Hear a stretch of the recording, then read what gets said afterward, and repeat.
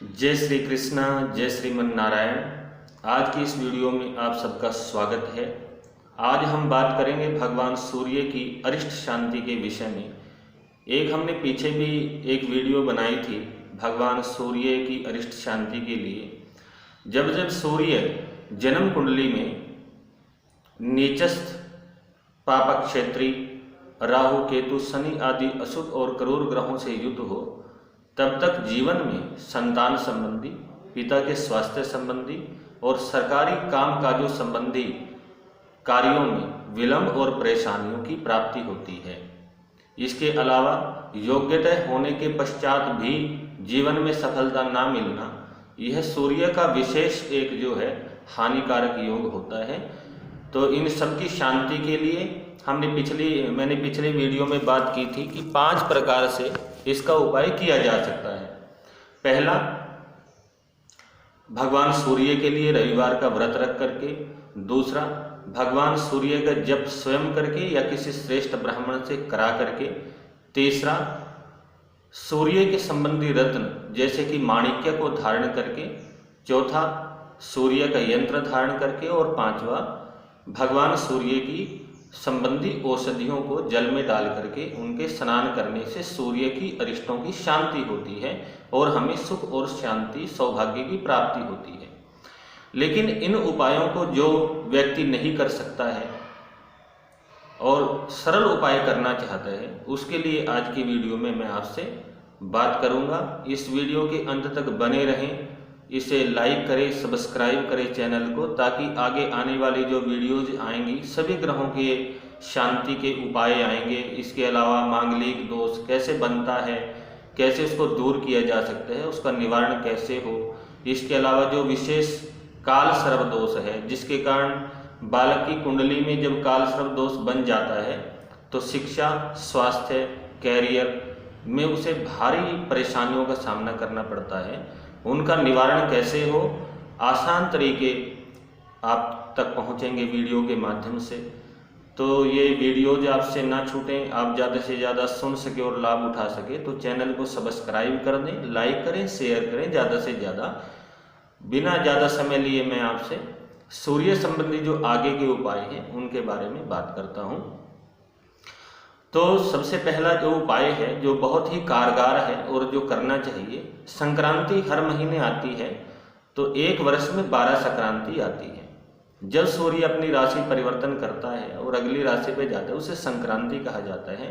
14 से लेकर के 17 तारीख के बीच में जैसे जैसे महीना बीतता है, तो जैसे मकर की संक्रांति आती है, तो वहाँ से आपने भगवान सूर्य के लिए संक्रांति का व्रत रखना है। व्रत ऐसे ही रखना है जैसे इतवार का व्रत हम रखते हैं, रविवार का व्रत हम रखते हैं, यानी कि नमक नहीं खाना है, पूरा दिन भोजन नहीं करना है, फूल से भगवान का पूजन करके, जल से भगवान का पूजन करके, सूर्य को अर्घ दे करके, उसके पश्चात आप दिन में दूध और फल ले सकते हैं। रात्रि में नमक रहित यानी कि मीठा भोजन करें। जिस पात्र में आप दिन में लोटे में भगवान सूर्य को अर्घ दें, उस लोटे को मीठे का भर के, शक्कर भर के उसमें धर्म स्थान पे उसका दान कर दें। इस तरह से 1 वर्ष पर्यंत यानी कि 1 साल तक आपने हर महीने की संक्रांति को व्रत रखना है। संक्रांति किस दिन है यह जानने के लिए निकटतम जो आपके श्रेष्ठ विद्वान ब्राह्मण हैं उनसे आप संपर्क करें, वो बताएं आपको कि इस दिन संक्रांति पड़ रही है। या घर में आजकल बहुत सारे कैलेंडर आए हुए हैं, उनमें भी संक्रांति लिखी हुई होती है, तो सुलभता से वहां देख ले कि संक्रांति किस दिन की है। उस दिन कोई दिन का निर्णय नहीं है कि रविवार ही होना जरूरी है, कोई भी दिन हो, आपने संक्रांति का व्रत रखना है। और उस दिन 1 माला गायत्री जी की जाप करना है। 1 माला करने का समय आपके पास नहीं है तो कम से कम 12 बार आपने गायत्री मंत्र का जप करना है। 1 वर्ष तक ये व्रत रखने से सूर्य भगवान अति प्रसन्न होते हैं और उनकी असीम अनुकंपा, कृपा हमें प्राप्त होती है। इसके अलावा बहुत ही सरल है, घर में एक तुलसी का पौधा लगाएं और ईशान कोण में, पूर्व दिशा में या उत्तर दिशा में उसको रखें। हर रोज प्रातः काल स्नान आदि से निवृत्त होकर के तुलसी को जो है दिया जला करके उसकी पूजा करें, जल दें। रविवार और एकादशी को उसको ना सींचे, उसमें जल नहीं डालें। इसके अतिरिक्त और दिनों में उसको सींचे और घी का दिया जलाएं, गाय के देसी घी का दिया जलाएं। और जीवन में एक बात का विशेष ध्यान रहे, जो बाजार में डिब्बों में बंद होकर के 150 या 200 रुपये किलो का घी मिल रहा है, उससे घर में कदापि भगवान की पूजा ना करें, क्योंकि भगवान की पूजा बिल्कुल शुद्ध घी से करें। तो 150 और 200 रुपये किलो तो सरसों का तेल भी आज नहीं है, तो देसी घी मिलना तो बहुत दूर की बात है। इसलिए थोड़ा जलाएं, बिल्कुल बत्ती को घी में भिगोकर जगा दें 2 मिनट के लिए, लेकिन डब्बे का घी भगवान की पूजा में यूज ना करें, प्रयोग ना करें, क्योंकि उससे हमें लाभ की जगह हानि ज़्यादा मिलती है। भगवान को हम वही चढ़ाएं जो हम स्वयं ग्रहण कर सकते हैं। तो इसलिए भगवान को हमेशा शुद्ध और सात्विक वस्तुओं का ही भोग लगाएं। तो गाय के देसी घी का दिया तुलसी माँ भगवती पे एक बार लगाना चाहिए, नित्य प्रति उसका पूजा करनी चाहिए। तुलसी पूजन से भी सूर्य संबंधी अरिष्टों की शांति होती है। इसके अलावा जिसके पास समय है 10 मिनट का, वो भगवान से संबंधित रविवार के दिन आदित्य हृदय स्तोत्र, सूर्य कवच, सूर्य चालीसा और सूर्य द्वादश नामों की पुस्तक आती है। आप कहीं से भी धार्मिक पुस्तकों से ले सकते हो। सूर्य संबंधी स्तोत्रों की पुस्तक लेकर के उसका पाठ आप कर सकते हैं। सूर्य के कारण आंखों में परेशानी है, आंखों के रोग आ गए हैं, तो एक नेत्रोपनिषद नाम से स्तोत्र है, उस स्तोत्र का पाठ करें, उससे बहुत लाभ मिलता है। आंखों की जो ज्योति है वो स्थिर रहती है और जिसकी कम हो गई है वो बढ़ती है। ये बहुत अचूक उपाय है और इससे बहुत लोगों ने जो है लाभ प्राप्त किया है। अवश्य करें। इसके अलावा ओम ह्रीं हंसा, इस मंत्र का भी आप जाप कर सकते हैं। इस मंत्र के जाप से नेत्रों के रोगों की शांति होती है। मंत्र है ओम ह्रीं हंसा, छोटा सा मंत्र है, सुलभता से आपके कंठस्थ हो जाएगा। तो इसकी कम से कम 1 माला नहीं तो 12 बार इसका जाप नित्य प्रति करना चाहिए। लाल और गुलाबी वस्त्रों का धारण करें।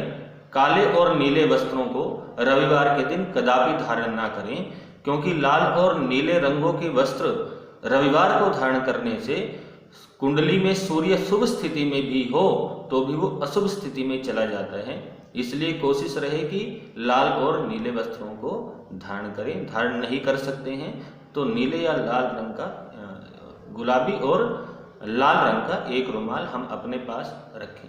कदापि काला और नीला नहीं रखना है, ना रुमाल रखना है। घर के कुशन, कवर, पर्दे, बेडशीट, ये कोशिश करें कि जिनकी कुंडलियों में सूर्य अशुभ पड़ा हुआ है वो काले और नीले रंगों के कदापि ना रखें। लाल और गुलाबी रंगों के पर्दे घर में लगाएं। उससे जो है हमें सूर्य संबंधी जो भी शुभ फल शास्त्रों में बताए हैं, जैसे कि संतान संबंधी लाभ, पिता के स्वास्थ्य संबंधी लाभ, सरकारी कार्यों का शीघ्र बन जाना, घर में बरकत होना, ये सब लाभ हमें मिलते हैं अगर हम घर में सूर्य संबंधी यानी कि लाल और गुलाबी रंग के पर्दे लगाते हैं। जिस पलंग पे आप शयन करते हैं उसके नीचे तांबे के पात्र में जल का पात्र यानी भर करके आप रखें लोटा, उसको सुबह निर्जन स्थान पे डाल दें। सूर्य को अर्घ इस जल से नहीं देना है। और जो पाए हैं उसमें जो बेड हैं उसके भी चारों कोनों पे तांबे की कीलें लगवाएं, उससे बहुत लाभ मिलेगा। अशुभ स्वप्न आपको दिखाई नहीं देंगे, शुभ फलों की प्राप्ति होगी, अच्छी नींद आएगी और सूर्य भगवान की कृपा प्राप्त होगी। हर रविवार को लाल सिंदूर का तिलक अपने माथे पर धारण करें। हो सके तो केसर का भी तिलक आप धारण कर सकते हैं, लेकिन अगर केसर नहीं ला सकते हो बाजार से तो सिंदूर का तिलक हमें लगाना चाहिए।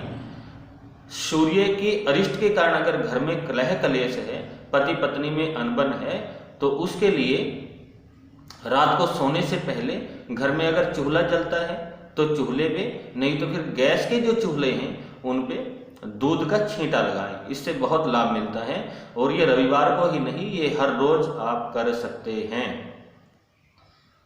सूर्य की अरिष्ट शांति के बचने के लिए जब ज्येष्ठ का महीना आता है उस महीने में न लगवाना चाहिए, प्याऊ बिठाना चाहिए। उससे भी सूर्य को बहुत हमें लाभ मिलता है, सूर्य की कृपा हमें प्राप्त होती है, सूर्य की शांति होती है। इसके अलावा गाय की सेवा बहुत जरूरी है जीवन में। जीवन में गाय की सेवा करनी चाहिए। रविवार के दिन 4 रोटी मीठा डाल करके बनाएं, या फिर रोटी बनाने के बाद उसके ऊपर गुड़ रखें, घी लगाएं और गाय को दें और श्रद्धा और भावना से उनको नमस्कार करें। यह करने से भी सूर्य की शांति होती है और शुभ फलों की प्राप्ति होती है। ये एक और उपाय है सूर्य शांति के लिए। तांबे का सिक्का लेकर के आए, सोनार से मिल जाता है या धार्मिक पुस्तकों की दुकान से भी सुलभता मिल जाता है, जिसके बीच में एक छेद होता है और उसे लाल धागे में डाल करके आप धारण करें, बहुत लाभदायक है। इसके अलावा सूर्य शांति के लिए खोटे सिक्के आप लेकर के आए और रविवार शुक्ल पक्ष से शुरू करके लगातार 43 दिन उसे जल में प्रवाहित करें। इस उपाय के करने से सूर्य की शीघ्रता हमें कृपा फल की प्राप्ति होती है और अशुभ फलों का निवारण होता है। खाना खाते समय तांबे के बर्तनों का प्रयोग करें। सूर्य की अरिष्ट शांति में बहुत ही लाभदायक ये उपाय है। तांबे का चम्मच, तांबे की थाली लेकर के आएं, उसमें भोजन करें और कोशिश ये रहे कि धरती पे बैठ करके पूर्व दिशा में मुंह करके हम भोजन करें। दक्षिण दिशा में मुंह करके कदापि भोजन ना करें, क्योंकि उससे रोगों की प्रधानता होती है, शरीर में रोग लगते हैं। विशेष रूप से ध्यान ये रहे कि भोजन बनाते समय भोजन बनाने वाले का जो मुख है वो पूर्व दिशा में या उत्तर दिशा में रहना चाहिए। दक्षिण दिशा में मुंह करके कदापि भोजन ना बनाएं। तो ये सब उपाय, जितने भी उपाय इसमें बतलाए गए हैं, ये सब बहुत कारगर सिद्ध हैं। जीवन को सुखी और समृद्धशाली बनाने के लिए ये उपाय अवश्य करें। सूर्य की अगर शुभ स्थिति भी है कुंडली में और उससे कोई परेशानी नहीं है, उसके बावजूद भी सूर्य को और ज़्यादा प्रबल बनाए रखने के लिए हम ये उपाय कर सकते हैं, क्योंकि सूर्य तेज को देने वाला है। इस नवग्रहों में सर्वप्रधान भगवान सूर्य सभी ग्रहों को प्रकाश प्रदान करते हैं, इसलिए इसे आत्मा कहा गया है। इसलिए भगवान सूर्य की नित्य प्रति उपासना करनी चाहिए। नित्य प्रति भगवान को अर्घ देना चाहिए, लाल फूल डाल करके, चावल डाल करके, सिंदूर डाल करके, मीठा डाल करके, और विशेष रूप से रविवार को तो भगवान की अवश्य पूजा करनी चाहिए। रविवार को बिल्व वृक्ष, जो बेलपत्र हम भगवान पे चढ़ाते हैं, जो उसे ग्रहण करते हैं, वो बिल्व का पेड़ होता है। उस बिल्व के वृक्ष की जड़ में या फिर केसर की जड़ में, बिल्व आपको जल्दी आसानी से मिल जाएगा, केसर का पौधा इतनी जल्दी से नहीं मिल पाएगा, तो उसकी जड़ में लाल डोरा बांधना चाहिए। लाल डोरा बांधने से, उसको सींचने से भी सूर्य की हमें कृपा प्राप्त होती है। कई बार सूर्य जब राहु केतु और शनि के साथ पाप अक्षेत्री हो जाता है, युत हो जाता है, दृष्ट हो जाता है, तो घर में कलह, कलेश, आर्थिक परेशानियां, स्वास्थ्य संबंधी परेशानियां हमें झेलनी पड़ती है। तब पितृदोष घर में पैदा होता है। उस पितृदोष के निवारण के लिए जो सूर्य के कारण बना है कुंडली में, हमें तीर्थ पर जाकर के पार्वण श्राद्ध करना चाहिए, नारायण बलि कर्म करना चाहिए और त्रिपिंडी श्राद्ध कराना चाहिए। इसके अलावा तर्पण हम कर सकते हैं। गंगा, यमुना, सरस्वती या जो भी आपके पास नदी है, उस पवित्र नदी के किनारे जाकर के रविवार को उसमें स्नान करना चाहिए और उसके किनारे बैठ करके ओम ह्रीं हंसा इस मंत्र का जप करना चाहिए। इन उपायों के करने से सूर्य भगवान की असीम कृपा हमें प्राप्त होती है और ये सारे उपाय हर व्यक्ति अपने घर में कर सकता है। ये घरेलू उपाय हैं और बड़े आराम से, बड़े सुलभता से ये घर के काम काजों से थोड़ा सा समय निकाल करके इन उपायों को हम कर सकते हैं। अवश्य करें, जीवन में लाभ प्राप्त करें और भगवान सूर्य देव की कृपा सदैव आप सबके ऊपर बनी रहे, इस आशा के साथ आज इतना ही। अगली वीडियो में हम लेकर के आएंगे आपके लिए चंद्रमा संबंधी उपाय। जन्म कुंडली में चंद्रमा अशुभ भाव में जब पड़ा होता है, उसके कारण हमें क्या क्या परेशानियां झेलनी पड़ती है, उसकी शांति का उपाय क्या है, अगली वीडियो में मिलेंगे। और इस वीडियो को ज़्यादा से ज़्यादा लाइक करें, शेयर करें, चैनल को सब्सक्राइब करें। जय श्री कृष्णा, जय श्री राम, जय सूर्यदेव भगवान।